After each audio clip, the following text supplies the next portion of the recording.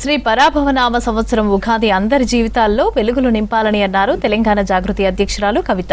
హైదరాబాద్ బంజారాహిల్స్ లోని తెలంగాణ జాగృతి కార్యాలయంలో ఉగాది వేడుకలను ఘనంగా నిర్వహించారు. ఇవాళ కాంగ్రెస్ అధికారంలో ఉందని, రేపు జాగృతి అధికారంలోకి రావచ్చునని చెప్పారు కల్వకుంట్ల కవిత. ప్రతి ఉగాది నాడు ప్రజా బడ్జెట్ ను తెలంగాణ జాగృతి ప్రవేశపెడుతుందన్నారు. రేపు రాష్ట్ర ప్రభుత్వం 3,23,000 కోట్ల బడ్జెట్ ప్రవేశపెట్టనున్నట్టు తెలుస్తోందని అన్నారు. ఇక విద్య, వైద్యానికి ఎక్కువ నిధులు కేటాయించాలని చెప్పారు.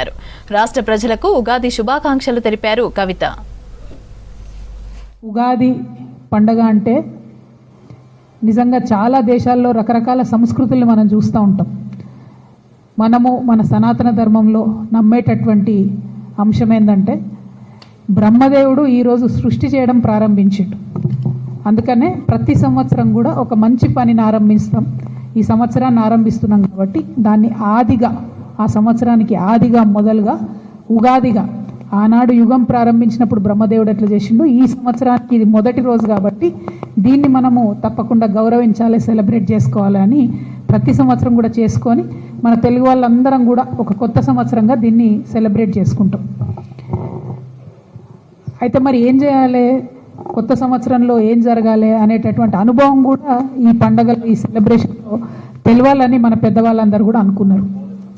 ఒకటేమో ప్రపంచవ్యాప్తంగా ఎవరికి జ్ఞానం లేనప్పుడు, అసలు కాలాన్ని ఎట్లా కొలవాలి అనేటటువంటి కన్ఫ్యూజన్ ఉన్నప్పుడు ప్రపంచవ్యాప్తంగా 2-3 సంస్కృతులు మాత్రమే మంచిగా పెరిగినాయి.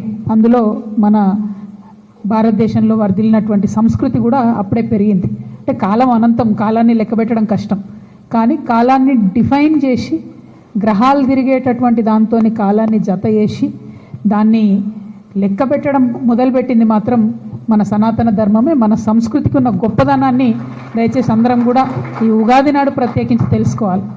ఎందుకంటే ప్రతి సందర్భంగా చూస్తుంటాం మనం, సంవత్సరము దానికి ఒక పేరు, దానిలో పద్ధతి, ప్రతి నెల దానికి ఒక పేరు. మరి అలా వసంత ఋతువు వచ్చింది, చైత్రమాసం వచ్చింది, శుక్లపక్షం అంటే చంద్రుడు పెరుగుతున్నటువంటి పక్షంలో ఇవాళ పాడ్యమి నాడు మనం ఈ పండగ చేసుకుంటాం ప్రతి సందర్భం. మరి ఈ జరుగుతున్నటువంటి అన్ని అంశాలను ఎందుకు పదే పదే గుర్తు చేసుకోవాలంటే జీవితం మనకు రకరకాల అనుభవాలు ఇస్తుంటుంది. ఆ అనుభవాలన్నీ వాళ్ళ ఉగాది పచ్చడి రూపంలో మనం టేస్ట్ చేస్తాం.